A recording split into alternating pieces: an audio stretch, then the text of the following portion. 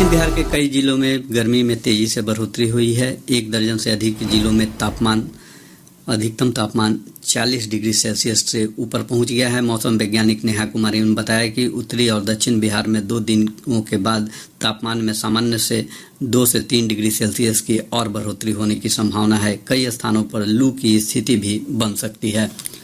इधर पिछले 24 घंटों के दौरान औरंगाबाद राज्य का सबसे गर्म स्थान रहा, जहां का अधिकतम तापमान 42.2 डिग्री सेल्सियस रिकॉर्ड किया गया।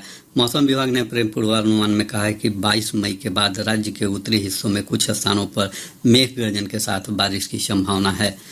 राज्य सरकार ने प्राकृतिक आपदा के दौरान पशुओं और मछलियों के मरने पर मिलने वाले मुआवजा राशि में बढ़ोतरी का निर्णय किया है। विभाग के एक अधिकारी ने बताया कि दूध देने वाले पशुओं के लिए अब 30,000 की जगह 37,000 रुपये मिलेंगे। वहीं छोटे पशुओं के मरने पर 16,000 की जगह 20,000 रुपये दिए जाएंगे। अधिकारी ने बताया कि अब बड़े जानवरों के चारे के लिए प्रतिदिन 70 रुपये के स्थान पर 80 रुपये दिए जाएंगे। उन्होंने कहा कि नाव मरम्मत की राशि में भी वृद्धि की गई है। पूरी तरह से नाव क्षतिग्रस्त होने पर अब 15,000 रुपये मिलेंगे, जबकि आंशिक रूप से क्षतिग्रस्त होने पर 6,000 रुपये मिलेंगे। मछुआरों को जाल क्षतिग्रस्त होने पर 2,600 रुपये की जगह 4,000 रुपये मिलेंगे। यात्रियों की सुविधा के लिए रेलवे गर्मी के मौसम में 380 विशेष ट्रेनों का परिचालन कर रहा है। ये रेलगाड़ियां 6,369 फेरे लगाएंगी। ये विशेष रेलगाड़ियां पटना सिकंदराबाद, पटना यशवंतपुर, बरौनी मुजफ्फरपुर, दिल्ली पटना, नई दिल्ली कटरा, चंडीगढ़ गोरखपुर, आनंद विहार पटना, विशाखापट्टनम पुरी हावड़ा, मुंबई पटना और मुंबई गोरखपुर हैं। इन विशेष रेलगाड़ियों में 25,000 से अधिक सामान्य कोच और 55,000 से अधिक स्लीपर कोच हैं।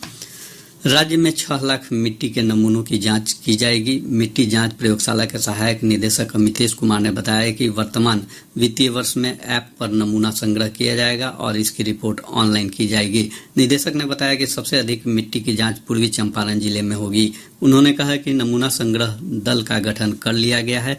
30 मई तक नमूने खेतों से लिए जाएंगे। नालंदा जिले में यूडाइस सिस्टम में अपनी जानकारी नहीं देने वाले 7,500 से अधिक शिक्षकों पर कार्रवाई की जाएगी। जिला शिक्षा पदाधिकारी केशव प्रसाद ने बताया कि जांच के दौरान यह जानकारी मिली है कि जिसका सत्यापन कराया जा रहा है, जिसके बाद कार्रवाई की जाएगी। पटना जिले के पत्रकार नगर थाना क्षेत्र में अपराधियों ने वाहन जांच के दौरान एक सिपाही को गोली मार दी। मुख्यालय एडीजी जितेंद्र सिंह गंगवार ने बताया कि अपराधियों को पकड़ने का प्रयास किया जा रहा है।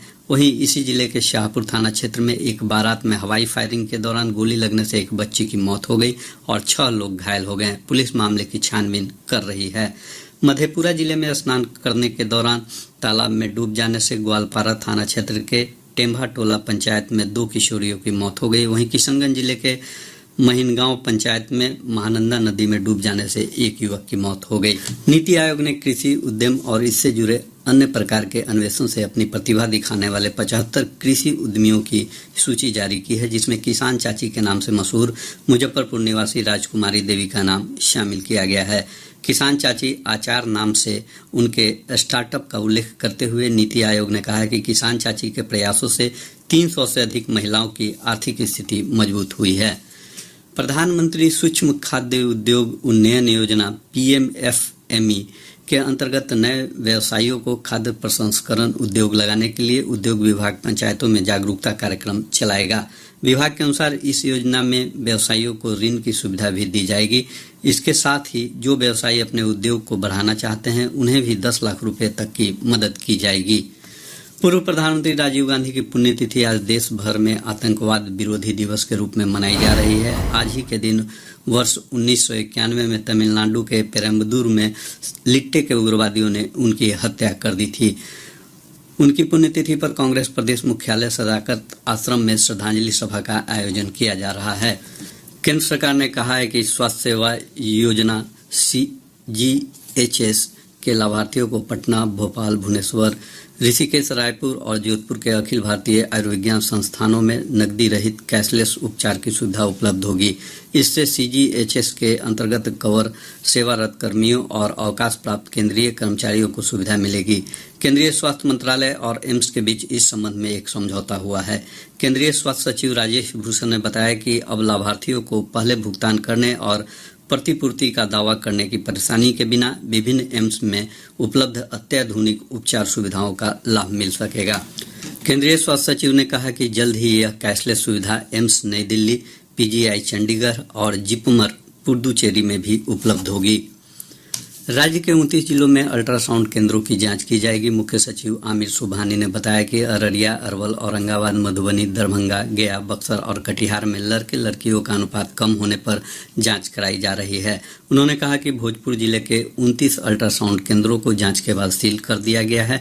मुख्य सचिव ने कहा कि 1 महीने के बाद एक बार फिर समीक्षा बैठक की जाएगी। राज्य के उप मुख्यमंत्री और राष्ट्रीय जनता दल के नेता तेजस्वी यादव के खिलाफ मानहानि मामले की सुनवाई 12 जून को अहमदाबाद की निचली अदालत में होगी। गौरतलब है कि यह मामला वायरल वीडियो से संबंधित है। नालंदा जिले में मैट्रिक की परीक्षा के दौरान उत्तर पुस्तिकाओं में बार कोडिंग में गड़बड़ी करने के आरोप में 5 लोगों पर प्राथमिकी दर्ज कराई गई है। अत्यंत सुरक्षित माने जाने वाली मैट्रिक की परीक्षा में गड़बड़ी पाए जाने के बाद जांच के आदेश दिए गए हैं। इस संबंध में जिलाधिकारी शशांक शुभंकर ने बताया कि परीक्षा से जुड़े 3 कर्मियों और 2 परीक्षार्थियों पर प्राथमिकी दर्ज कराई गई है। जांच में सामने आया है कि मुफ्तीगंज, सैदपुर और बेलदार बिघा उच्च विद्यालय की 2 छात्राओं को लाभ पहुंचाने के लिए बार कोडिंग में हेरफेरी की गई थी। संयुक्त विश्वविद्यालय प्रवेश परीक्षा CUET शुरू हो रही है। पहले चरण में राज्य में 50,000 से अधिक परीक्षार्थी शामिल हो रहे हैं। राज्य भर के 20 शहरों में इसके लिए ऑनलाइन परीक्षा केंद्र बनाए गए हैं। परीक्षा 3 पालियों में होगी। कंप्यूटर आधारित इस प्रवेश परीक्षा का आयोजन राष्ट्रीय परीक्षा एजेंसी कर रही है।